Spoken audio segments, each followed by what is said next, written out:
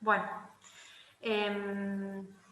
las personas que quieren entrar las aceptan todas ustedes, entonces, ¿no? Yo me desligo de eso. Y si nosotros nos encargamos. Sí, sí, sí. Bueno, hola a todos. No sé si, no, yo no me estoy viendo, no sé si me están viendo, voy a estar por ahí mirando un poco a esto, pero cualquier cosa me frenan y me preguntan. Hoy les traigo una clase que es transfusiones en situaciones especiales en pediatría. Bueno, básicamente esta clase surge de varios interrogantes que tenemos, no solamente en la guardia, sino en la sala, en cuanto a valores umbrales, en cuanto a indicaciones y un par de cosas más que tenemos frente a situaciones que cursamos en el hospital, ¿no? Cualquier cosa me frena. A ver. Ahí está. Bueno, como objetivos de la clase me puse conocer las indicaciones de las transfusiones sanguíneas en situaciones clínicas especiales dentro de lo que es el ámbito pediátrico y considerar siempre, que van a ver que lo voy a repetir durante bastante tiempo durante la clase, siempre la valoración conjunta, ¿sí?, de los niveles de hemoglobina y el cuadro clínico del paciente, ¿sí?, para determinar la necesidad que tenemos de hacer las transfusiones, ¿sí? Como punto clave, básicamente quiero nombrar que no existe un umbral transfusional universal para todos los pacientes. Antes se hablaba básicamente de que un paciente tenía que transfundir con determinado valor de hemoglobina y hematocrito y donde no se tenía en cuenta qué tipo de paciente era, si cursaba alguna patología, si tenía algún tipo de tratamiento, si tenía algún antecedente personal, sino que básicamente había un número o una hemoglobina y hematocrito específico con el cual ese paciente iba a transfundir. Actualmente, obviamente, no hay un umbral transfusional para cada paciente en particular, ¿sí? O sea, perdón, no en general, sino hay para cada paciente en particular. Tenemos que saber que es impredecible conocer y evaluar la capacidad individual también de cada paciente para poder tolerar y compensar fisiológicamente ese descenso de hemoglobina. Y tenemos que tener en cuenta, de todas las guías básicamente que he leído, que una anemia progresiva, una anemia que es crónica, ¿sí?, no afectaría la oxigenación tisular hasta que no se lleva a un valor básicamente crítico de hemoglobina, que en pacientes sanos pediátricos se sitúa entre 4 a 5 miligramos de decilitro. ¿Por qué digo en pacientes sanos? Porque claramente este valor umbral o este valor crítico de hemoglobina no va a ser igual, por ejemplo, en pacientes que tienen alguna cardiopatía o pacientes que tienen enfermedades cardiopulmonares, o, por ejemplo, ni hablar en pacientes que sufren sangrados agudos con hipovolemias agudas, ¿sí? Por eso un paciente que es sano podría tolerar, ¿sí?, o la oxigenación tisular no se vería afectada hasta con esos valores de hemoglobina, ¿sí? Como situaciones especiales dentro de lo que son las transfusiones, puse estas que están acá, ¿sí? La que más solemos, o sea, con la que más nos encontramos en el hospital son con las enfermedades oncomatológicas, que me voy a extender por ahí un poquito más y vamos a hablar un poquito más de eso. Después pacientes que cursan con sepsis o shock séptico, con enfermedad renal crónica, pacientes que, con lesiones por quemaduras e intervenciones quirúrgicas. Bien. Dentro de los pacientes con enfermedades oncomatológicas, nosotros sabemos que estos pacientes ya de por sí, de acuerdo a su patología de base, suelen cursar con anemia y trombocitopenia, ¿sí?, principalmente, que puedan estar al debut o durante el transcurso del tratamiento de la enfermedad. Como sabemos, el requerimiento transfusional, como ya dije anteriormente, no va a estar avalado solo por valores de hemoglobina y también de plaquetas en sangre, sino por otros factores, ¿sí? En estos pacientes es súper importante que tengamos en cuenta qué enfermedad tienen, ¿sí?, la enfermedad de base, el diagnóstico, si el diagnóstico es reciente, si es un diagnóstico con más meses o años de evolución, la extensión básicamente de esa enfermedad de base, si están con algún tratamiento y en qué fase de tratamiento están. También es muy importante si estos pacientes están intercurriendo con fiebre, con bacteriemia o con alguna infección, qué tipo de antibiótico o qué tipo de medicación se le está dando a ese paciente. Y otra de las cosas también muy importantes, si ese paciente en ese momento está cursando con un sangrado activo o no. Bien, esto como para repasar, ya lo sabemos, principalmente la fisiopatología de la anemia en el cáncer se explica por estas 4 categorías. Sabemos que hay disminución de la producción de los glóbulos rojos, ya sea porque hay infiltración medular, secundaria a una mielosupresión secundaria al tratamiento, ¿sí?, extracciones de sangre que son muy frecuentes. Hay un incremento en la destrucción de los glóbulos rojos en pacientes que tienen coagulopatías, pérdidas sanguíneas también por sangrado, por extracciones, y ni hablar de deficiencias nutricionales y sepsis que pueden cursar y que cursan habitualmente estos pacientes. Como ya dije, no hay un nivel óptimo para estos pacientes de hemoglobina establecido, ya que depende de la edad, de la patología, del tratamiento oncológico, ¿sí? Lo que es súper importante en estos pacientes es que la transfusión va a estar, glóbulos rojos en este caso, va a estar recomendada solamente en aquellos pacientes que necesitan una corrección inmediata, ¿sí?, de la anemia. Y no deben ser transfundidos, como sabemos, para lograr una concentración de hemoglobina normal. ¿Por qué? Obviamente, como ya sabemos, las transfusiones no son gratis, ¿sí? Hay que evaluar parte de los riesgos y de los beneficios que tienen las transfusiones, ¿sí? Más sobre todo en estos pacientes, ¿sí?, donde nosotros al transfundirlos con mucha frecuencia, tenemos la posibilidad o corremos el riesgo de que estos pacientes a un futuro, por ahí sí, por ahí no lo pueden llegar a requerir o no, que tengan la necesidad de un trasplante de médula ósea, poder sensibilizar demasiado a estos pacientes y que puedan tener algún rechazo, ¿sí?, agudo, hiperagudo o cualquier tipo de rechazo de ese trasplante posible, ¿sí? Bueno, las recomendaciones que les voy a mostrar, ¿sí?, las saqué en conjunto del libro del soporte clínico y oncológico del paciente oncológico, del Instituto Nacional del Cáncer, del Ministerio de Salud, y a su vez de las guías argentinas del tratamiento para leucemias agudas, que es el GATLA de la edición 2010, así como también de la revista Argentina de Transfusiones, ¿sí? Es como una compilación de todas esas bibliografías, ¿sí? Bueno, la primera recomendación, ¿sí?, que es para todas estas bibliografías que ya nombré, es que el uso de glóbulos rojos cuando la hemoglobina es mayor a 10 es inapropiado, ¿sí?, salvo que alguna causa clínica que lo especificara haga que nosotros tengamos que transfundir a estos pacientes. Si no, una hemoglobina mayor a 10 no debemos transfundir a estos pacientes. Después tenemos a los pacientes que tienen una hemoglobina menor a 7. Estos pacientes con una hemoglobina menor a 7, ahí puse que algunas guías hablan de hemoglobinas menores a 8, ¿sí?, que son asintomáticos, necesitan transfusiones de glóbulos rojos, ¿sí? Estuve hablando con Virginia Schuttenberg de qué nivel nosotros tomamos en estos pacientes para transfundir a pacientes asintomáticos con este nivel de hemoglobina, y me dijo que eso varía, insisto, en cada paciente. Han transfundido a pacientes que tienen hemoglobinas menores a 8, asintomáticos, y hay transfundidos asintomáticos con menores a 7, ¿sí? Así que eso varía de cada paciente.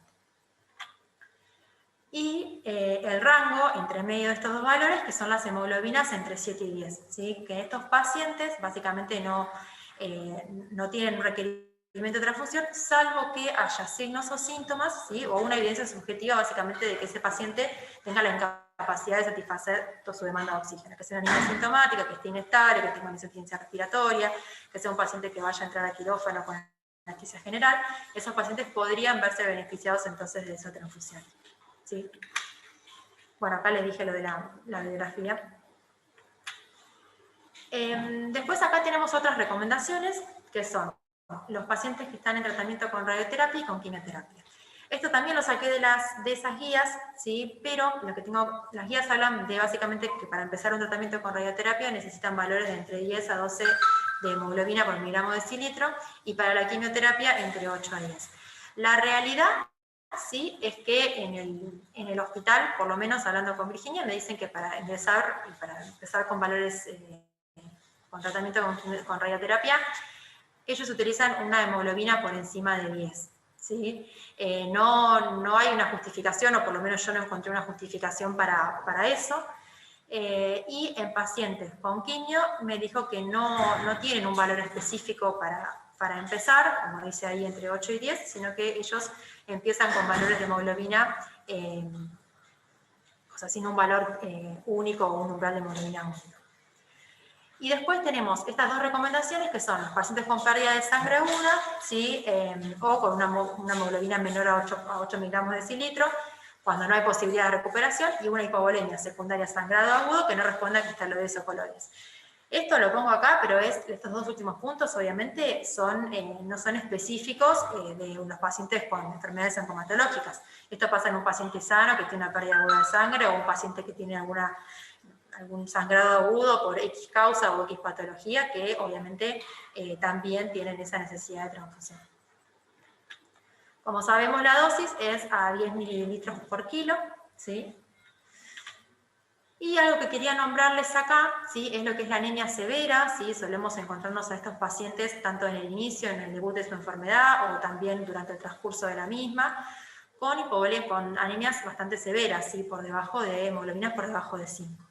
Lo que se trata en estos pacientes es hacer una recuperación o un plan de recuperación gradual de esa hemoglobina, ¿sí? Para evitar todo tipo de complicaciones asociadas a lo que es la hipervolemia, que en realidad es relativa porque nosotros administramos concentraciones de glóbulos rojos, ¿sí? Pero lo que se trata es esto, ¿sí? De que teniendo en cuenta el valor de hemoglobina, tengamos en cuenta el requerimiento transfusional. Así como hemoglobina menor a 3 se transfunde a 3 mililitros por kilo, a 4 a 4, a 5 a 5, y cuando la hemoglobina es mayor a 5 se transfunde a 10 mililitros por kilo. Corroboré esto con Mariel, mi omilla, el servicio de hemoterapia, y deberíamos hacerlo así, ¿sí? Si bien no nos encontramos frecuentemente con pacientes que tengan hemoglobinas tan bajas, pero deberíamos hacerlo así. Es importante saber que la velocidad de infusión no difiere en estos pacientes, ¿sí? Que la realidad, como nosotros sabemos, cuando colgamos una unidad o una bolsa de rojo, sabemos que la velocidad de infusión tiene que ser entre 1 hora y media y 3 horas, nunca debe pasar las 4 horas por el riesgo de desarrollo bacteriano por contaminación, ¿sí? Pero en estos pacientes, donde intentamos hacer un plan de recuperación más gradual, tratemos de que obviamente esa velocidad de infusión esté más en el límite superior, ¿sí? Es decir, que lleguemos a las 2 horas y media y 3 horas y no hagamos la transfusión en 1 hora y media, ¿sí? Y después también es importante en estos pacientes, ¿sí? Que encontré principalmente en estas guías de atención para los pacientes con leucemias agudas, es que el hierro y la eritropoyetina en este caso no serían obviamente de utilidad en estos pacientes, sabiendo la fisiopatología de la anemia en los mismos con las pérdidas crónicas de sangre que tienen, ¿sí? A diferencia, por ejemplo, de otros pacientes como los pacientes con enfermedad renal crónica que sí lo requieren y que se utilizan. Bueno, otra de las causas y otra de los problemas que nos encontramos con estos pacientes son la hiperleucocitosis, que sabemos que son los recuentos de glóbulos blancos mayores o iguales a 100.000, donde con estos pacientes sabemos que hay una probabilidad, ¿sí? De síndrome de lisis tumoral, de proliferación blástica importante, y ni hablar de mayor viscosidad sanguínea. En estos pacientes lo que tenemos que tener en cuenta es que no tenemos que elevar la hemoglobina por encima de 8, por esta misma razón, porque aumenta la viscosidad sanguínea con todas las complicaciones y consecuencias que ya conocemos, y cuanto mayor es la hemoglobina y el hematocrito, mayor va a ser ese riesgo, ¿sí? No así ocurre con las plaquetas, ¿sí? Con las plaquetas no habría, ¿sí? ese riesgo y esa probabilidad de afectar la viscosidad, porque no afectaría la misma, ¿sí? Bien. Después, esto es algo que quise traer a colación en la clase, que me pareció súper importante y para que lo sepamos. Nosotros sabemos que cuando tratamos con pacientes con enfermedades oncomatológicas, muchas veces vemos los primeros momentos de los cuidados paliativos, ¿sí? No vemos lo que es la etapa terminal, ¿sí? Pero es muy importante que sabemos que uno de los pilares básicos de los cuidados paliativos es mejorar la calidad de vida del paciente, mejorar la calidad de vida en el poco tiempo de vida que le queda a ese paciente. Estuve hablando con Mili de cuidados paliativos, ¿sí? Y me contaba que, ni hablar que las transfusiones también son un tema que se charla muchísimo en estos pacientes, y que la necesidad de transfusión es súper individualizada en ellos, ¿sí? Obviamente ya casi ni se tienen en cuenta en estos pacientes los niveles de hemoglobina, no es que tienen una hemoglobina de tanto, no hay umbrales para estos pacientes, sino que está más individualizada de acuerdo a la enfermedad de base del paciente, el estado funcional, cómo está, cómo se encuentra, el pronóstico que tiene, y lo más importante, se basan en los síntomas, ¿sí? No hay una recomendación específica de un requerimiento transfusional en estos pacientes, pero lo que me decía es que, por ejemplo, un paciente que está en su etapa terminal, ¿sí? Que ya tiene un tratamiento ambulatorio, que está en la casa, pero que es un paciente que puede tener un poco de vida social, que va al parque, que se junta con su familia, ¿sí? Que camina, que tiene un poco más de movimiento. Por ahí son pacientes que refieren que están con un poco de disnea, con agitación, con un poco de dificultad, y pueden llegar a ser beneficiarios de una transfusión. Sin tomarlo en laboratorio, sin pinchar, sin básicamente pincharlo para saber antes qué hemoglobina tiene, ¿sí? Pero ellos podrían ser beneficiarios de una transfusión. No así, por ejemplo, el chico que está en su casa, que ya no tiene salidas, que está en sus últimos días. La verdad que no habría beneficio y no hay una evidencia de que diga que esos pacientes requieren la transfusión. Bueno, los concentrados de hematíes, como sabemos, en estos pacientes deben tener dos características principales, que deben ser irradiados, ¿sí? La irradiación es básicamente con la finalidad de disminuir los linfocitos T, ¿sí? Evitando toda proliferación de los linfocitos T en ese huésped inmunosuprimido que va a ser transfundido, para evitar la enfermedad de injerto contra huésped. No me quiero explayar mucho en los efectos adversos de las transfusiones, porque hay clases con respecto a eso, pero principalmente tenemos que tener en cuenta que deben ser irradiados y desleucocitados. La desleucocitación habla de eso, de disminuir la concentración de los leucocitos para minimizar obviamente todas estas reacciones transfusionales, ¿sí? También la enfermedad febril que se puede dar en las transfusiones y la incidencia de citomegalovirus. ¿En quiénes tenemos que pedir estos concentrados de hematíes con estas características? En estos pacientes. En los que tienen trasplante de médula ósea, en pacientes que tengan inmunodeficiencias, ya sean congénitas como adquiridas, en pacientes que tengan aplasia medular, que sean receptores de transfusiones de cosas niños de primer grado, en pacientes con enfermedad de Hodgkin, con enfermedad de no-Hodgkin, en aquellos tumores sólidos, y en neoplasias con quimioterapias intensivas. Tenemos que saber que no se le pida a cualquier persona o a cualquier niño que va a ingresar que no tengan estas condiciones concentrados de hematíes irradiados o leucocitados, porque esto conlleva un trabajo, no solamente al banco de sangre, sino a todo el equipo, a toda la red básicamente que hace la transfusión, ¿sí? Y sabemos que por cada unidad de concentrado de hematíes que se transfunde o que se administra, se espera un aumento aproximado del hematocrito del 3% y de la hemoglobina entre 1 a 2 gramos por decilitro. Bueno, otra de las manifestaciones clínicas que tenemos en estos pacientes es la trombocitopenia. Las causas ya las conocemos: infiltración de la médula ósea, deficiencias nutricionales, mielosupresión por el mismo tratamiento, aumento del consumo de plaquetas por pacientes que tengan sepsis, que estén cursando con fiebre, o coagulación intravascular diseminada. Para poder transfundir, ¿sí?, las plaquetas tenemos que tener en cuenta, como ya dije anteriormente, ni hablar el recuento plaquetario. Tenemos que tener en cuenta el estado clínico del paciente, si tiene algún sangrado activo, si está con fiebre, si tiene una fibromegalia, y siempre asociar también el grado de anemia que ese paciente tiene. Tener en cuenta la producción de las plaquetas, la destrucción o la disfuncionalidad también, ¿sí?, porque puede tener muchas plaquetas pero pueden ser disfuncionales. ¿Qué tratamiento se está recibiendo? ¿Sí? Solemos también en muchos pacientes tratar con anfotericina, que da plaquetopenia, así que tener en cuenta eso. El estado de hemostasia que tiene el paciente, cómo respondió a las transfusiones previas, si es que se le hicieron, y los procedimientos invasivos a realizar, que esa es una de las cosas con las que más nos encontramos acá en el hospital, cuando nos dicen, no entra porque tiene tanta cantidad de recuento de plaquetas, falta una cantidad de plaquetas, transfundirlo para que pueda ingresar, le faltan 20.000, le faltan 10.000, eso es algo que nos encontramos comúnmente. Así que espero, con las diapositivas que vienen, poder sacarnos un par de esas dudas.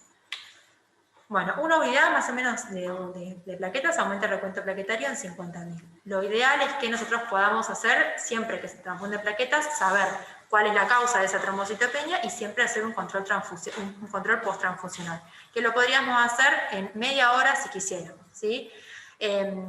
A diferencia de la transfusión de los glóbulos rojos, que nosotros hacemos a veces los controles después de 6 horas y demás, pero lo óptimo, ¿sí?, lo más beneficioso y lo que nos va a dar un valor más específico es hacerlo después de 24 horas. Pero las plaquetas las podemos hacer en media hora o una hora.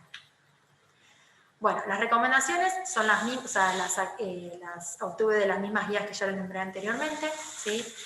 Hablan de que todos los pacientes que tengan aplasia medular, enfermedades oncomatológicas, que estén en tratamiento con quimioterapia o hayan recibido un trasplante de médula ósea, el umbral de plaquetas requeridos para indicar la transfusión es 10.000. Ni hablar que si tienen 10.000 o menos, esos pacientes transfunden, independientemente de si tengan o no sangrado o lo que sea. Ahora, si esa trombocitopenia está asociada a sangrado, ¿sí? En particular del sistema nervioso central, pulmonar o gastrointestinal, siempre tenemos que hacer transfusiones para tener, básicamente, o para obtener un recuento plaquetario por encima de 50.000. Ahora, aquel paciente que tiene alguna mucositis grave, tiene un riesgo de sangrado o tiene fiebre, ¿sí? Tratemos de considerar la transfusión de plaquetas cuando tiene entre 10.000 y 20.000.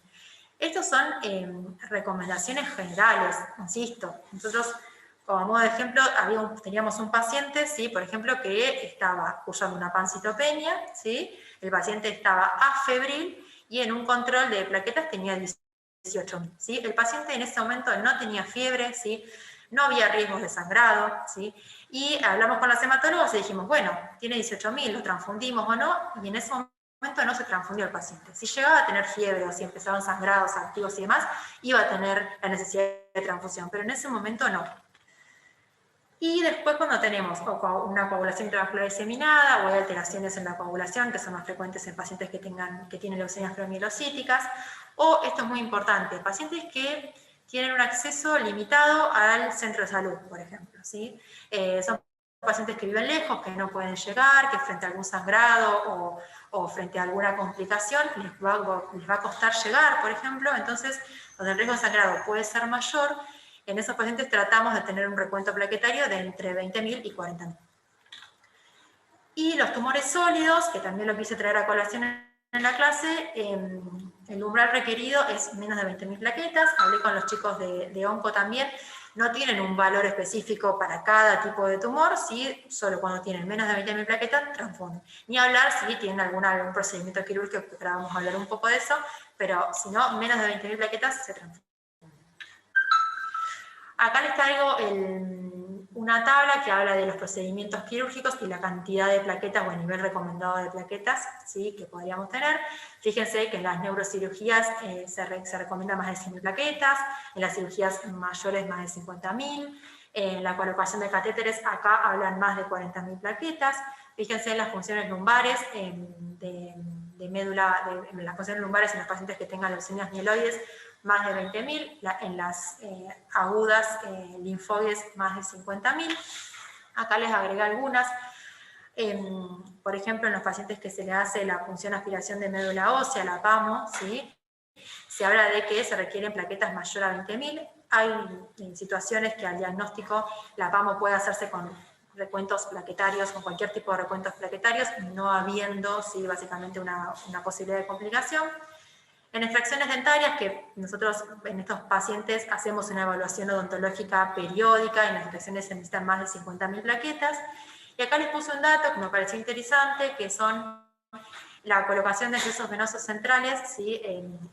Acá en el hospital, y hablé con el servicio de cirugía, y cirugía me dice básicamente que ellos para colocar un catéter venoso central no implantable, un Arrow, necesitan más de 50.000, y para un semi-implantable y un totalmente implantable, más de 100.000. La verdad que a veces es difícil eso, sobre todo, principalmente más de 50.000 plaquetas, sobre todo en pacientes que son oncológicos y que cursan con plaquetopenias que son bastante prolongadas y bastante profundas, ¿sí? Entonces habría que ver, obviamente, siempre individualizar el paciente, qué requerimiento urgente tiene del catéter semi-implantable, totalmente implantable, ¿sí? Así que bueno, eso es como siempre un tema a hablar y a discutir. Acá les dejo otro que también es de la guía de atención y tratamiento para los pacientes con leucemia. Fíjense que cuando tienen menos de 10.000 se transfunde casi siempre, ¿sí? Cuando tiene menos de 20.000, transfundo si hay infección o si hay una fiebre, si el paciente está séptico, alguna hemorragia significativa o alguna mucositis. Fíjense cómo también está la angiotensina. Los pacientes menos de 30 a 40.000 plaquetas debería transfundir si quiero hacer alguna de esas cosas, las PL, la colocación de catéteres. menores de 50 a 60 más o menos lo mismo, y fíjense como más de 100 la neurocirugía siempre está presente y la cirugía oftalmológica también. Bien, bueno, con respecto a este tema, no sé si quieren, si alguno me quiere hacer alguna pregunta, porque ahora vamos a pasar a otra situación que nos encontramos en el hospital. Si quieren, puedo hablar para atrás o dejamos las preguntas para después. No sé si está Agus Yayeb, si quiere, no sé si decir algo, si por ahí hay algo que está mal, que está bien, o quiere compartirnos algo, o lo dejamos todo para después. De mi parte, Sofi, hola, ¿cómo andan a todos? Vi que está también Silvia Casaliva por ahí dentro de la instructoría. Como ustedes prefieran, algún comentario seguramente haremos, pero si vos preferís que haga ahora o al final, decime vos. No, yo porque principalmente los temas son bastante dispares entre cada uno, así que si querés hablar ahora, como vos quieras, como vos prefieras. Dale, digo... Porque después nos vamos a mezclar por ahí con los valores o cosas en el medio.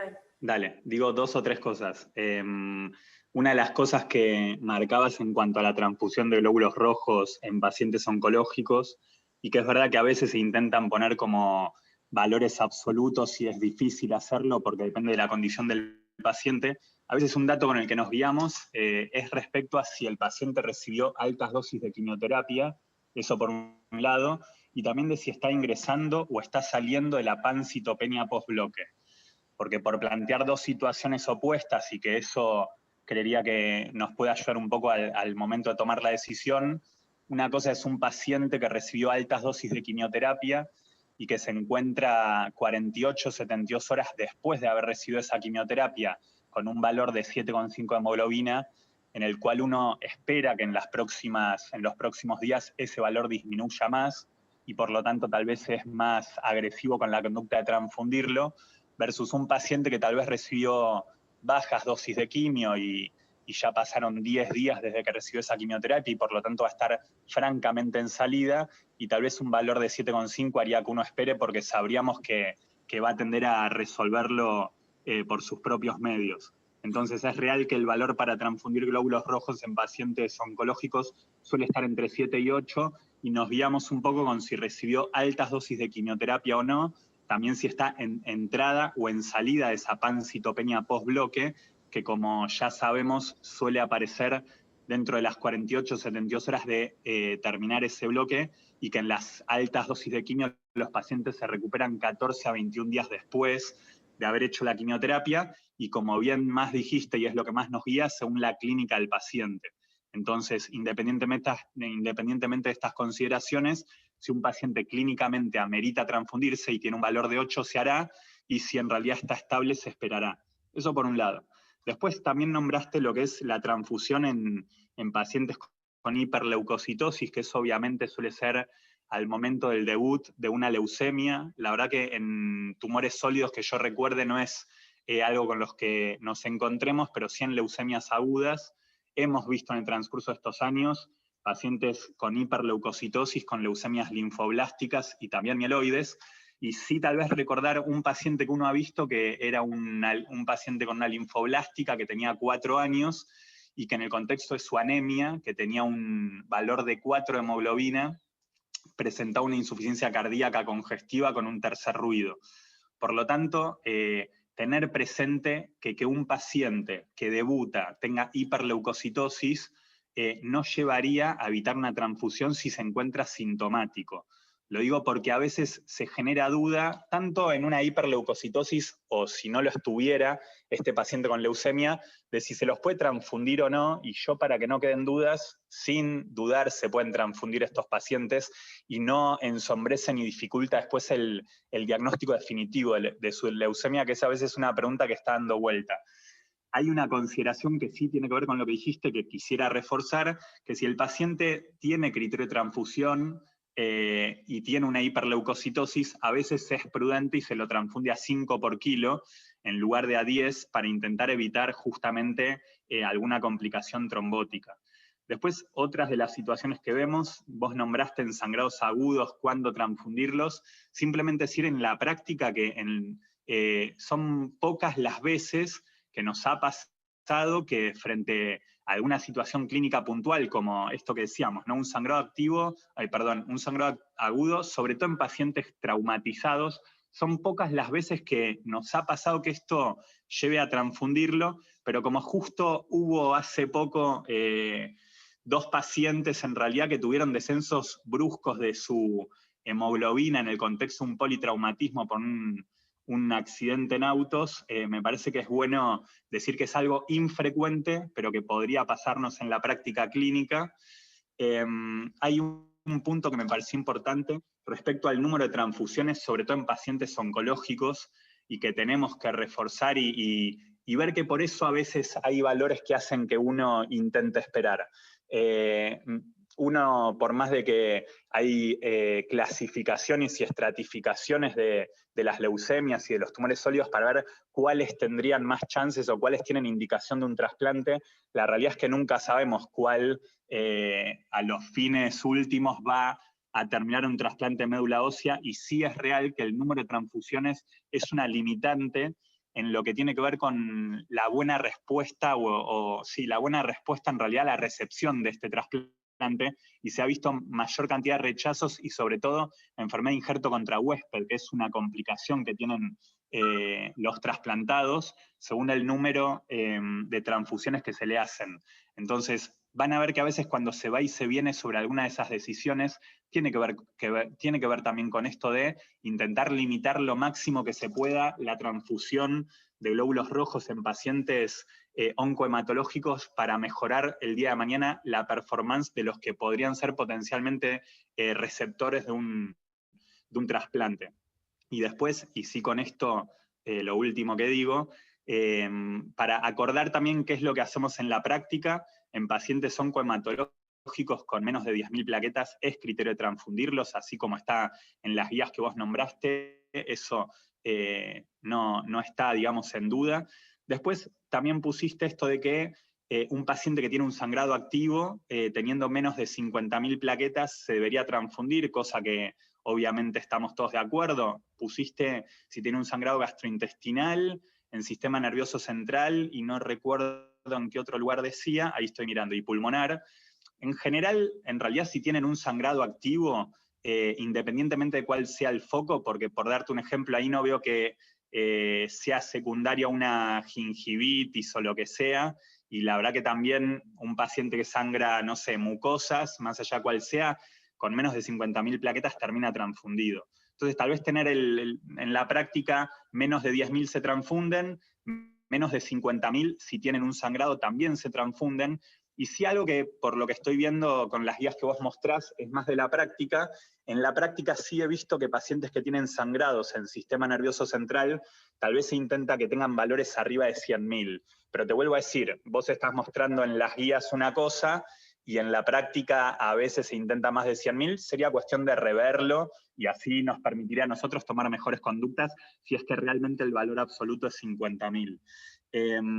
Después, esto que vos ponés es claro.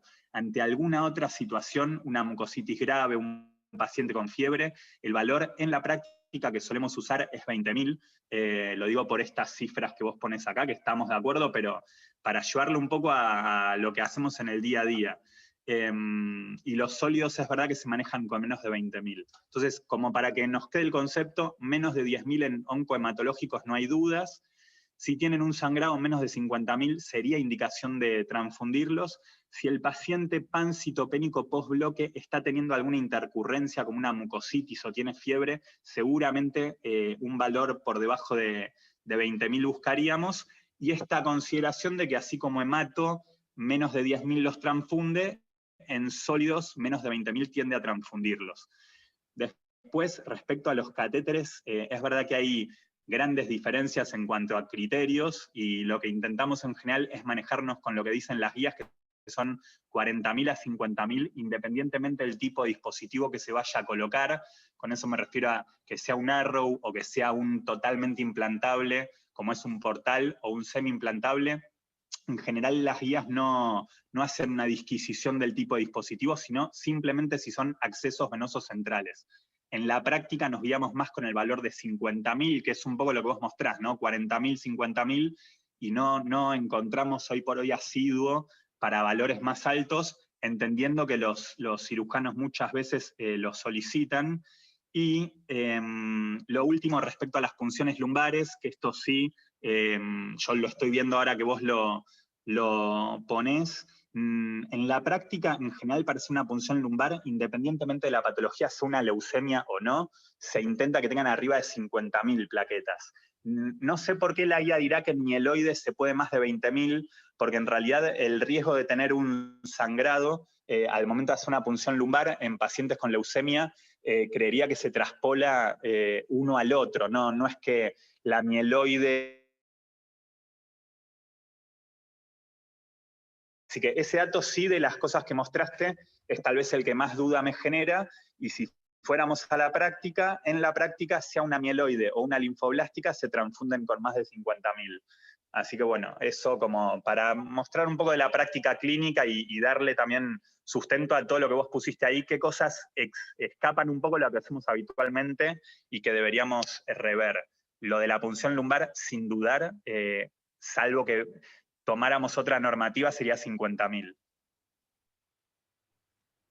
Creo que Sí, perfecto. con lo que dice Agustín, queda más que claro que el tratamiento de estos pacientes, y es algo que también, o sea, uno de los objetivos que vos te planteaste, Sofi, es que es un tratamiento individualizado, ¿no? Dependiendo mucho de las patologías y de la experiencia clínica, así como las diferentes guías de práctica clínica. Y respecto a lo que discutía recién Agus, eh, justamente esa guía de práctica clínica que vos mostrás, eh, que no se correlaciona con la práctica de nuestro hospital, el nivel de plaquetas para la punción lumbar, justamente el nivel y grado de evidencia que presenta esa guía es experiencia de expertos, ¿no? Opinión de expertos, 4D. Así que probablemente, esta es, no me acuerdo cuál es esta guía que están mostrando ahí, pero claramente es un tema muy discutido y para ser, eh, digamos, para ser discutido en cada unidad académica. Está muy bueno que podamos contar con Agustín, que tiene experiencia en el tema y trabaja con este tipo de pacientes. Sí, tal cual, coincido. Cuando hice la clase, fui obviamente a hablar con las chicas para ver esto, pero bueno, había cosas que por ahí encontraba una cosa, después voy a cirugía y me dijeron, no, mira, para el catéter más de 50.000, y cuando voy a cirugía me dicen, no, mira, para el totalmente implantable queremos 100.000, a veces no lo hacemos, o sea, no llegamos a esos valores, pero sí, ni hablar es que está buenísimo para poder diferenciar y para poder tener en cuenta cuántas brechas por ahí hay entre lo que dice una guía, lo que nosotros leemos, o las estadísticas que vemos en las guías, a lo que realmente hacemos en la práctica. Una cosa más, o dos. Ahí justo veía también punción aspiración de médula ósea mayor a 20.000 plaquetas, pero que podían realizarse en forma segura con cualquier recuento con medidas hemostáticas locales.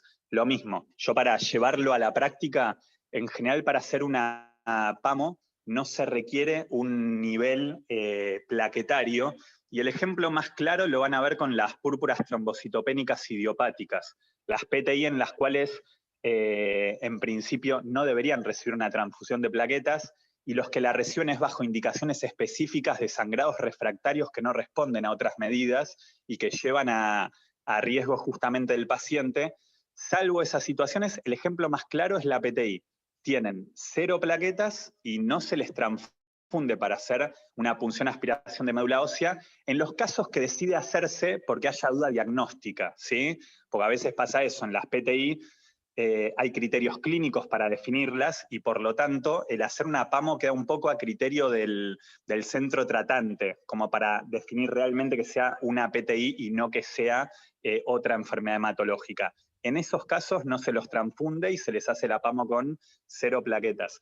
Y después algunas disquisiciones que decíamos, por ejemplo esto de los catéteres, es algo que en realidad se seguirá tratando, y que las guías dicen que es con más de 50.000 y estamos todos de acuerdo, pero a veces es complaciente con un colega que justamente es el que hace la práctica y que te dice que prefiere tener valores arriba de 80.000. Eso es algo que se va viendo en el día a día y según el caso individual, pero nosotros por lo menos conocer que con 50.000 en principio no correrían riesgos.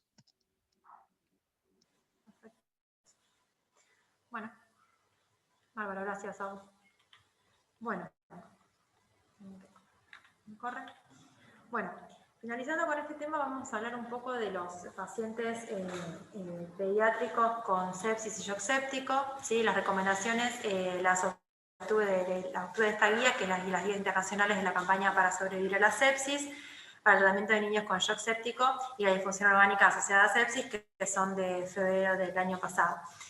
Estas recomendaciones, básicamente, estas guías hablan de que sugieren en contra, ¿sí?, la transfusión de los glóbulos rojos cuando la hemoglobina es mayor o igual a 7 en pacientes que están hemodinámicamente estables, cursando un shock séptico o una disfunción orgánica asociada a sepsis.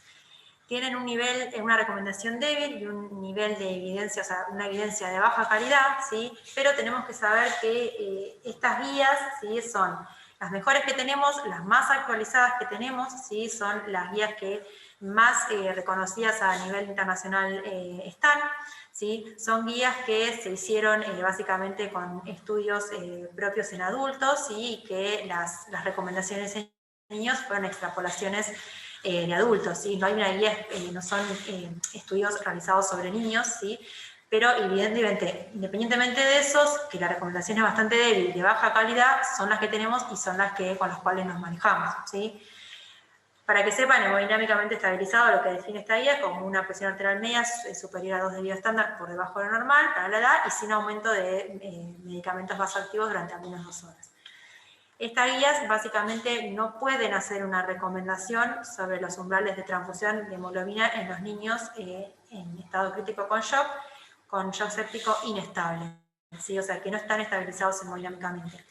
Lo hablan en adultos, sí, que se habla básicamente que deben ser transfundidos con shock séptico inestable con hemoglobinas menores a 7, pero no así en niños. La transfusión de plaquetas, ¿sí?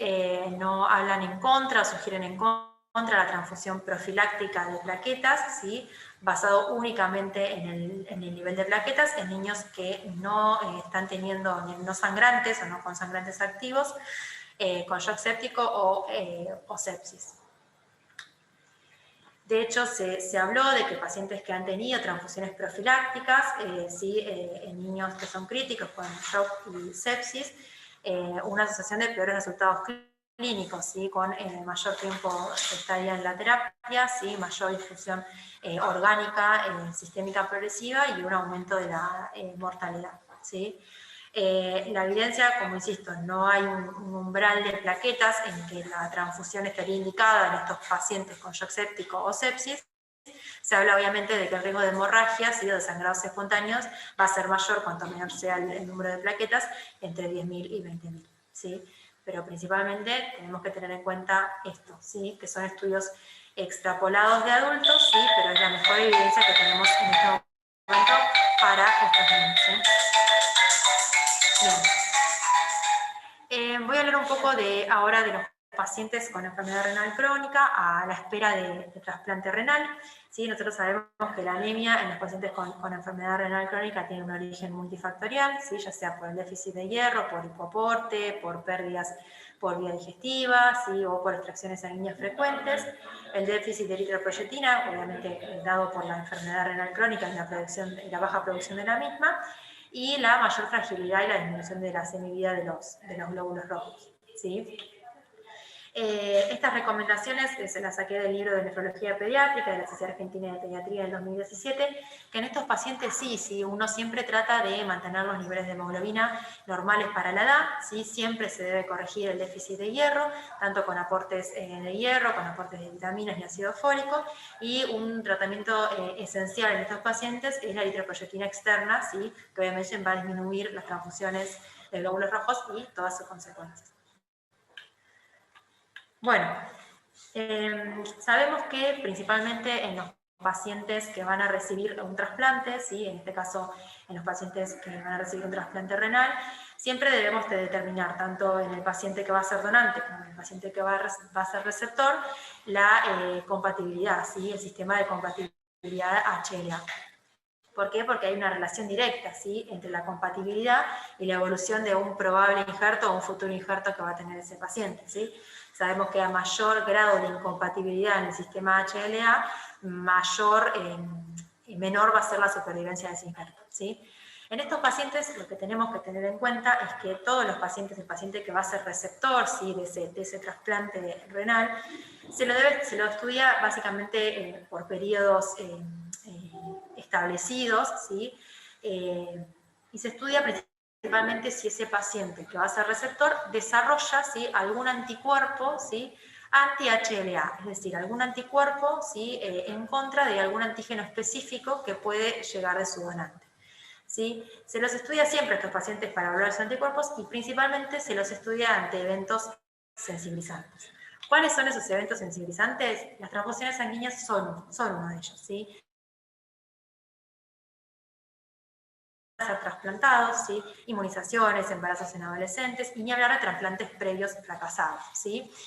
Las transfusiones sanguíneas obviamente producen, ¿sí? una respuesta en el receptor, ¿sí? si tiene algún antígeno específico, que hace que aumenten esos anticuerpos anti-HLA, y obviamente a mayor cantidad de estos anticuerpos, mayor va a ser la probabilidad de rechazo que va a tener ese paciente post-trasplante, ¿sí? Por eso es súper importante, ¿sí? que en los pacientes con enfermedad renal crónica, ¿sí? el tratamiento de la anemia sea con todas terapias alternativas a la transfusión, con la finalidad obviamente de prevenir los riesgos, y ni hablar en pacientes con enfermedad renal crónica que nosotros ya sabemos que van a requerir un trasplante renal, ¿sí? donde obviamente debemos evitar, ¿sí? en todo lo posible la transfusión de glóbulos rojos y plaquetas para reducir esta sensibilización, como dije, del sistema HLA. Básicamente, como lo reitero en el transcurso de la clase, para transfundir a un paciente con enfermedad renal crónica y una anemia que no es aguda, no solamente nos debemos basar en los niveles de hemoglobina, sino también en los síntomas clínicos. Y lo más importante de todo es que siempre, siempre, siempre la transfusión, ya sea de glóbulos rojos o de plaquetas, debe ser coordinada con el nefrólogo, considerada por el nefrólogo e indicada por el nefrólogo, ¿sí? Es súper importante.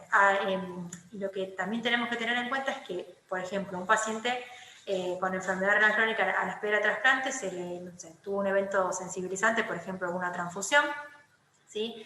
Los anticuerpos, ¿sí? de esos anticuerpos anti-HLA pueden, de hecho desaparecen, ¿sí? entre 1 o 2 meses, pero el cuerpo tiene memoria inmunológica y obviamente esos pacientes van a tener mayor probabilidad de rechazo a ese trasplante que aquellos pacientes que no desarrollaron anticuerpos, ¿sí? Así que lo que es más importante de esto es este concepto, ¿sí? Que evitemos las transfusiones de glóbulos rojos y si hay que hacerlas o si pensamos nosotros que ese paciente las requiere, siempre consultarlas con el nefrólogo. Bien, después otra situación especial con la que nos encontramos a veces, ¿sí? son los pacientes anémicos que cursan con quemaduras, ¿sí? Sabemos que la anemia, básicamente en estos pacientes, se da tanto por alteraciones fisiológicas, ¿sí? La misma hemólisis por el calor, la misma temperatura produce hemólisis, ¿sí? Son pacientes que muy frecuentemente también tienen asociados politraumas, otro tipo de trauma que generan pérdidas sanguíneas, ¿sí? Pero lo más importante de estos pacientes, donde vemos básicamente las pérdidas de sangre, ¿sí? agudas o subagudas, es en el tratamiento quirúrgico, en el manejo quirúrgico de estos pacientes a través de las esclerectomías tempranas, ¿sí? La pérdida sanguínea de los pacientes que tienen quemaduras varía en muchos aspectos, ¿sí? Uno de los principales es el porcentaje de superficie corporal quemada. Nosotros acá en el hospital vemos pacientes con superficies corporales de menos de 20, de 25 a veces, pero nunca llegamos a ver a pacientes obviamente que tienen superficies corporales de más de 30% de superficie corporal quemada, que es donde básicamente se ven los mayores sangrados y las mayores pérdidas sanguíneas, ¿sí? También es muy importante, si este paciente ingresa a quirófano, bueno, si hay un área por resecar y también las escarectomías puras que pueden hacerse, o también se hacen escarectomías con autoinjertos. Entonces también tenemos que tener en cuenta la sangre que se puede perder en esa zona dadora, ¿sí? El tiempo de evolución, ¿sí? Peor va a ser el pronóstico, o peor va a ser la pérdida sanguínea cuanto más tiempo pase de la escarectomía temprana que se debería realizar. Tenemos que tener en cuenta la hemoglobina y el hematocrito preoperatorio y postoperatorio. Ni hablar de si el paciente tiene antecedentes hemodinámicos previos, si el paciente tiene una anemia crónica previo a la quemadura, ¿sí? O alguna alteración previa. Y la presencia de infección o alguna coagulopatía que tenga el paciente preoperatorio.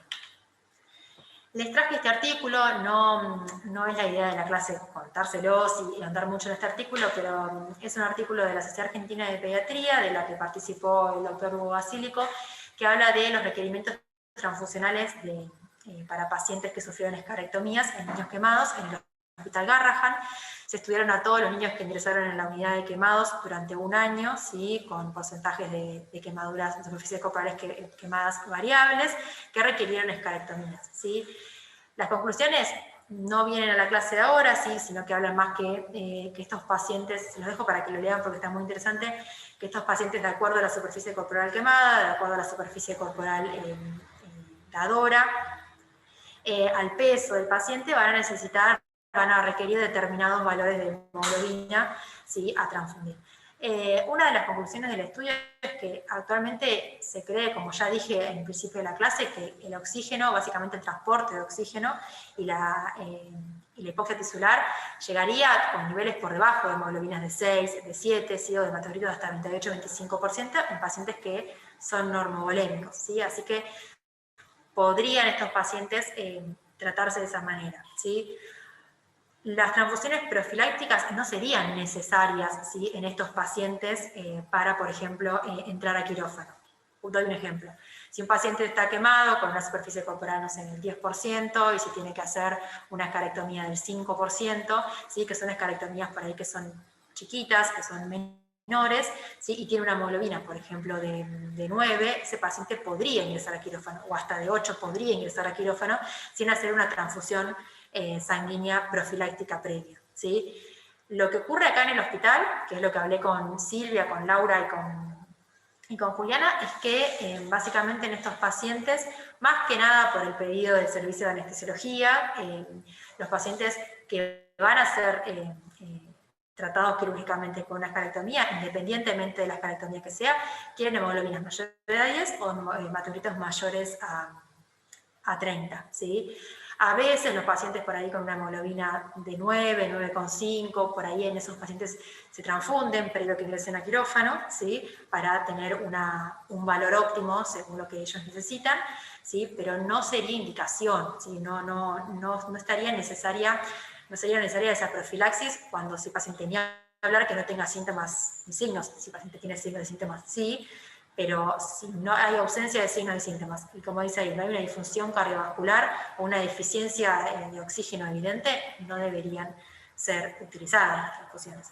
Después, obviamente, están las transfusiones que se realizan en los pacientes intraquirófanos, que eso también, ¿sí? Es muy difícil de hecho, de las guías que he leído, habla de la dificultad para el médico, tanto para el cirujano como para el anestesista, evaluar la pérdida sanguínea que se va a tener, ¿sí? De hecho, yo estuve hablando con Vivi Altinier, que pertenece también al servicio de quemados, y cuando ella estuvo trabajando en el Instituto Galveston, el Galveston famoso de la fórmula que utilizamos nosotros, nos decía que ellos utilizaban una fórmula, ¿sí? Basada en la volemia que podía llegar el paciente, que podía llegar a perder el paciente, de acuerdo a esto, como ya más o menos dije, ¿sí? El porcentaje de la zona quemada, el porcentaje de la zona dadora, ¿sí? Así que, pero bueno, eso se usaba en ese momento allá. No sé si realmente acá los cirujanos o los anestesistas tienen una fórmula específica, sino que obviamente se van a dar cuenta de las necesidades que tiene ese paciente intraquirófano, no solo con el valor de hemoglobina, sino con el estado clínico del paciente, la estabilidad hemodinámica del paciente, ¿no? Bien, y como para terminar, la última situación especial que les traigo son los pacientes sometidos a intervenciones quirúrgicas, que acá en el hospital tenemos muchísimos, que antes básicamente se decía que en niños, para cualquier intervención quirúrgica, sin distinción de la misma, si era una cirugía abdominal, si era una cirugía torácica o si era una cirugía traumatológica o lo que sea. No había básicamente un consenso, sino que a todos esos pacientes que iban a entrar al quirófano se los tenía que transfundir con hemoglobinas menores a 10, ¿sí? Cuando en ese momento no había tampoco una evidencia científica que lo sostuviera, ¿sí? Actualmente, después de muchos estudios, lo que se demuestra es que los pacientes, como ya dije anteriormente, que pueden entrar a cirugía, ¿sí? Y que son pacientes sanos y que no tienen ninguna comorbilidad, podrían adaptarse a niveles de hemoglobina de entre 4 a 5 gramos decilitro. Todo esto, insisto, tiene que ser individualizado el paciente y obviamente la cirugía que se va a realizar, ¿sí? No es la idea traerles qué tipo de o qué umbral de hemoglobina o de hematocrito se necesita para cada tipo de cirugía, porque eso varía. No solo en guías, que me costó un montón encontrar, sino también en la práctica y en la experiencia y la práctica de cada hospital, ¿sí? Por ejemplo, yo hablé, bueno, eso lo saqué de la guía de atención pediátrica de las transfusiones en pediatría del Hospital Garrahan. De hecho, hablé con los médicos cirujanos y lo que me decían básicamente era esto, que ellos entraban básicamente a operar a los pacientes, sea una cirugía torácica, sea un avelamiento pleural, sea una apendicitis, una colecistitis, lo que sea, con un hematocrito mayor a 30. No hubo una explicación o una guía para decir, bueno, sí, yo sigo esta guía o sigo este protocolo, no.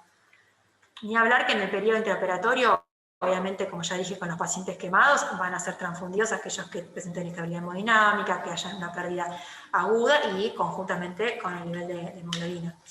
Estas guías que le nombré, básicamente recomiendan dos cosas. Siempre va a ser la evaluación prequirúrgica de los pacientes, y en caso de que el paciente se pueda, lo requiera, el tiempo de la patología y la urgencia no sea tan aguda, siempre evaluar los prequirúrgicos, y en caso de que el paciente esté anémico, tratar siempre la anemia prequirúrgica, ¿sí? Y no tomar un umbral determinado de hemoglobina y hematocrito, un 30 o 10, para realizar una intervención, ¿sí? No debería ser la recomendación, ¿sí? Es la recomendación, no debería hacerse. Es lo que pasa acá en el hospital, y sí, muchas veces sí. Estar nosotros por ahí frente a un paciente que se va a operar y tiene una hemoglobina de 9, ¿sí? O un hematocrito de 28, si nos dicen transfúndenlo para entrar al quirófano, bueno, ¿en base a qué? ¿Por qué los tenemos que transfundir si no hay una evidencia básicamente que diga eso? Y se estudió básicamente que cuando la anemia preoperatoria no es corregida, puede tener más implicancias, ¿sí? No solamente con el aumento de la mortalidad, sino también con la morbilidad, las infecciones y demás. Y bueno, como para terminar, hablo de algunas alternativas a la transfusión de glóbulos rojos. No es el objetivo de la clase, ¿sí? Pero tenemos que saber que existe la transfusión de sangre autóloga, ¿sí? Que es la reinfusión de sangre que se le hace a un paciente, la extracción de sangre y la reinfusión de su misma sangre en un periodo que ese paciente lo requiera, ¿sí? Con almacenamiento de la misma. Los estimulantes de la eritropoyesis, que lo usamos mucho en los pacientes con enfermedad renal crónica, los preparados de hierro endovenoso, ¿sí? Y algo que hablé con Mariel Ninomilla del servicio de hemoterapia, el uso de ácido tranexámico previo a algunas cirugías, ¿sí? Que no se usa mucho en este hospital, pero sí se usa en hospitales y clínicas de capital, principalmente en cirugías neuroquirúrgicas, en cirugías ortopédicas y en cirugías cardiovasculares. Y se habla mucho en las guías actuales de este concepto, que es el concepto PBM, que es el Patient Blood Management, que habla del manejo de la sangre centrada en el paciente, ¿sí? Que es un enfoque multidisciplinar y multimodal de cada tipo de paciente en el manejo perioperatorio, ¿sí? Que habla de tres principios básicos, en lo que es preparar al paciente preoperatorio, ¿sí? Tratar la anemia, detectarla y tratarla previamente intraquirófano, ¿sí? Minimizar básicamente las pérdidas sanguíneas intraquirófano, minimizar también el uso de productos sanguíneos, y en el post-quirófano también, ¿sí? Evitar las pérdidas, ¿sí? Y es algo que está en auge y que debería empezar a surgir, ¿sí? Para evitar las transfusiones, ¿sí? Que, como insisto, no fue el objetivo de la clase, pero saber utilizar, o sea, hacer un uso racional de las transfusiones, ¿sí? Saber todos los efectos adversos que tienen, ¿sí? Los riesgos por los que pueden correr los pacientes, ¿sí? Las transfusiones sanguíneas no son gratis, evaluar los riesgos, los beneficios, poner en la balanza prácticamente eso, ¿sí? Y bueno, nada, como conclusión, La transfusión de glóbulos rojos debe realizarse cuando existe la necesidad de incrementar el aporte de oxígeno en los tejidos y cuando el propio organismo sea incapaz de satisfacer las necesidades, ¿sí?, a través de todos sus mecanismos compensatorios, ¿sí? Siempre evaluar al paciente, ¿sí?, no basarnos en la transfusión de glóbulos rojos o también de plaquetas por un número, ¿sí?, no transfundimos un número, sino que también transfundimos siempre a un paciente, evaluar todo el paciente, sus circunstancias, su tratamiento, ¿sí?, sus antecedentes, sus comorbilidades. Y lo que dije anteriormente, frente al uso indiscriminado que tenemos de las transfusiones, ¿sí?, siempre pensar en alternativas a las mismas, ¿sí?, que siempre sean beneficiosas para el paciente, que sean lo más seguras posibles, lo menos costosas y las más efectivas. Bueno, acá les dejo la bibliografía, de toda la bibliografía y las guías que utilicé, y nada más. Muy buena, Sofi, la clase, la verdad que súper clara. Quería destacar para todos, primero, que la clase, aparte de que estuvo muy linda y muy buena, Sofi hizo un trabajo regroso, aparte de toda la revisión de la bibliografía que hizo, consultó especialistas de todo el hospital, de nefro, de banco de sangre, hemoterapia, de hemato, la gente de sala 27, los chicos de cirugía, la verdad que estuvo muy bueno y creo que eso es algo a lo que tenemos que apuntar cuando armamos este tipo de clases, ya que el tratamiento de estos pacientes nunca es solamente nuestro, de todos los pacientes en realidad, que es un tratamiento inter y transdisciplinario. Y más con un tema como el que acabas de exponer, en el cual mucha de la evidencia es extrapolada de adultos o basada en opinión de expertos o de estudios retrospectivos. Creo que estos momentos son los cuales más juega la medicina basada en la evidencia, que es esto de conocer cuál es la mejor evidencia científica disponible y correlacionarla con el paciente que tenemos adelante, individualizarlo a cada paciente y con el equipo médico y la experiencia del equipo médico que nosotros tenemos, haciendo un poco caso a esto que decía Agustín de entender cuál es la postura de los cirujanos con este valor de plaquetas o de los anestesiólogos con el valor de la hemoglobina en el caso de los quemados. Y bueno, tal vez en este intento de trabajar de forma interdisciplinaria, si nosotros creemos que hay alguna evidencia nueva, distinta, que pueda ser superadora, trabajarla en conjunto y proponerlo y preguntarle al colega, ¿sí? No trabajar solos y criticar a través de una historia clínica, ¿no? Así que bueno, y como puntos, ese como un punto importante y algo para reforzar y destacar, que por ahí nosotros tenemos mucha transfusión de hemoderivados en nuestros pacientes por toda la epidemiología de nuestro hospital, la importancia de ser conservadores, lo repito, que ya lo dijo Agustín y lo dijiste vos, en las transfusiones con pacientes que son potenciales candidatos a un trasplante. En nuestro hospital van a ser en general trasplante de médula ósea, trasplante de riñón, pero eso es un concepto para todos los pacientes que pueden ser potencialmente trasplantables. Obviamente que si la necesitan, pero ser lo más conservadores posible si es posible. Y también tener en cuenta cuáles son las indicaciones para, en todos estos pacientes, administrar glóbulos rojos irradiados. Muchas veces, tal vez en nuestro hospital, nos vamos a encontrar que todos los glóbulos rojos muchas veces vienen irradiados o no, tenemos el banco de sangre ahí, tenemos un centro de hemoterapia que nos va a guiar, nos va a indicar, pero en otros hospitales más chicos, en el interior de la provincia, no vamos a tener con facilidad el acceso a hemoderivados irradiados, tal vez a un especialista en hemoterapia que nos asista las 24 horas como en nuestro hospital. Entonces está bueno saber cuáles son las pocas indicaciones que tiene específicamente indicar glóbulos rojos irradiados. Y me gustaría saber también, ya opinó Agustín, si Silvia tiene desde su experiencia algo más para comentarnos o cómo hemos llegado tal vez a ese requisito para el valor de 10 de hemoglobina en las cirugías, si siempre fue históricamente así, o cuál es el motivo, o si tiene algo más para aportar. Hola chicos, hola a Hola, todos. Silvia. Espero que me escuchen porque me anda muy mal internet. Sí, te escucho perfecto. Bueno. Excelente, Sofi, te felicito, muy clara y muy completa. No me queda mucho para agregar. Tradicionalmente, desde hace muchos años, el punto de corte que se ha usado es 10 y 30 para entrar a los pacientes a quirófano. Los quemados son pacientes particulares porque tienen dañada la piel y sangran mucho porque se bañan, además de en quirófano, una cosa diferente son los grandes quemados que los quemados más pequeños. Los grandes quemados entran a quirófano, sangran mucho en quirófano con los procedimientos que se realizan, la toma de piel para zona dadora es muy sangrante, la escarectomía es muy sangrante y la colocación de injerto también, pero sobre todo la escarectomía y la toma de piel.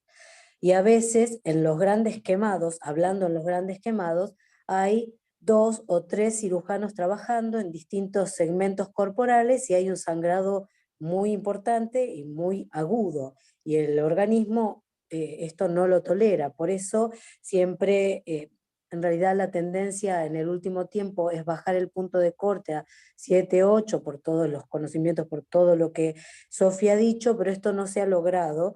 Sí, por ahí, inclusive con los grandes quemados, con 9, 9 y moneditas, hemos entrado a algún gran quemado, siempre pidiendo la sangre, siempre tienen que tener pedida sangre para el procedimiento, pidiendo la sangre tempranamente y el anestesiólogo maneja la hemodinamia y pasa la sangre cuando empieza el procedimiento y comienza el sangrado.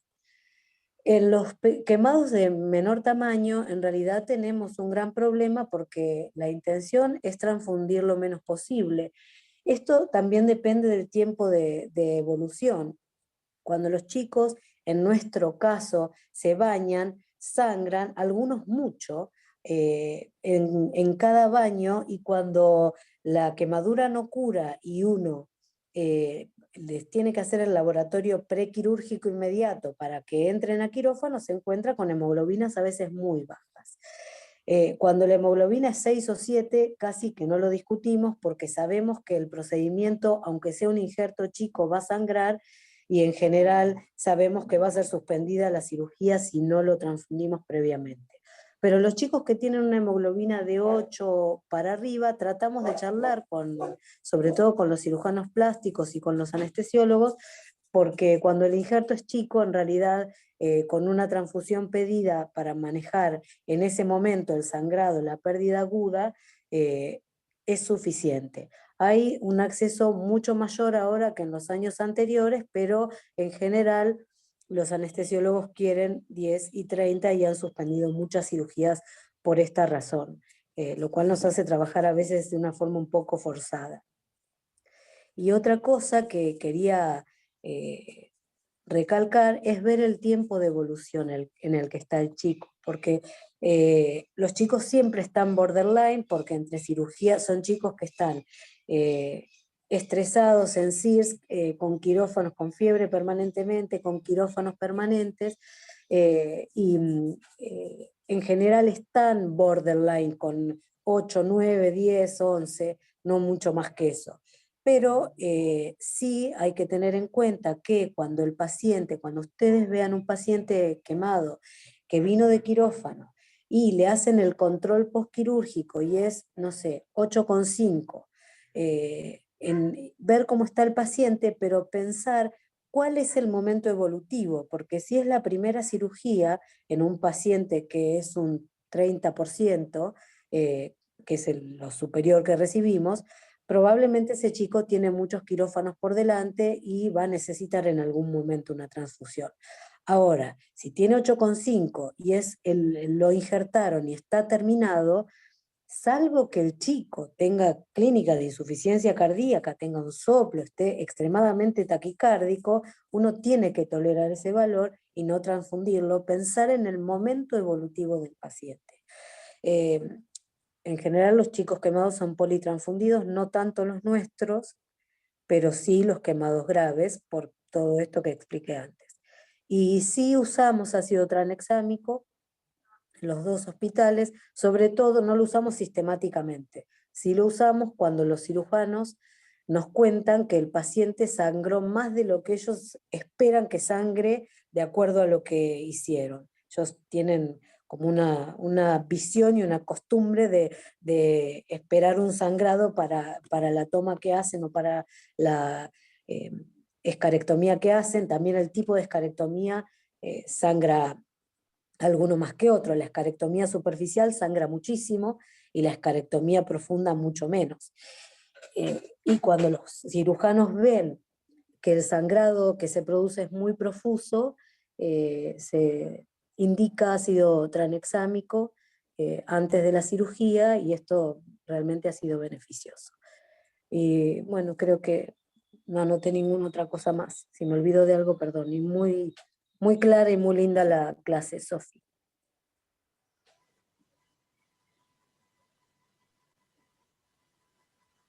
Una cosa, ya y no molesto más, pero me parece muy interesante lo que dice Silvia, porque si uno mira en el transcurso de los años, cada vez, digamos, hay cada vez mayor evidencia e influencia por transfundir menos a los pacientes, y ya no nos guiamos tanto como era en otra época con valores absolutos de hemoglobina. Había otros momentos en donde un valor de hemoglobina por debajo de tal valor llevaba intempestivamente a la transfusión. Entonces creo que hay algo importante en ver que cada vez se transfunde menos, que en quemados esto se intenta, pero que no es tal vez el ámbito en el que más se ha logrado, necesitan valores más altos, y ver cómo en realidad lo que es el estatus clínico del paciente es lo que más termina guiando el momento de transfundir glóbulos rojos. Creo que las guías van cada vez más destinadas a eso respecto a la transfusión de glóbulos rojos, y es evaluar el estatus clínico del paciente. Es verdad.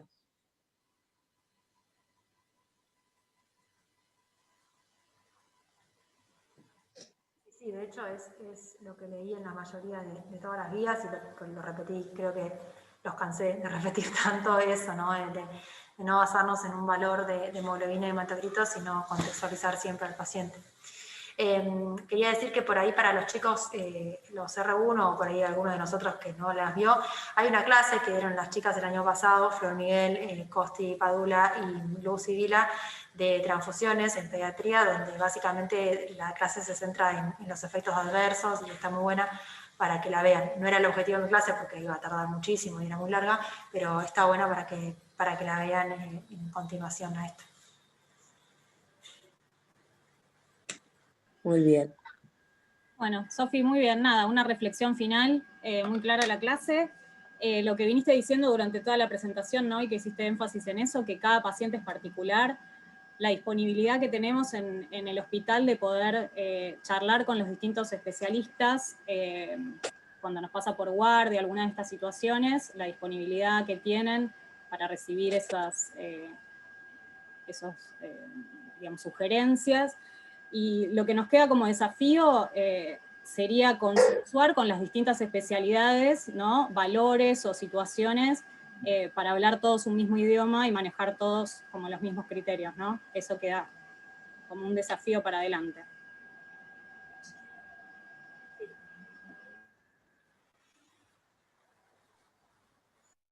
Bueno, no sé si alguien tiene alguna otra consulta, duda, comentario.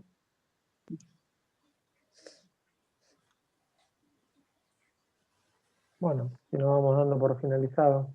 Muchas gracias, Sofi, y a todos por participar. Gracias a todos. Gracias. Nos vemos. Chao. Chao, chicos.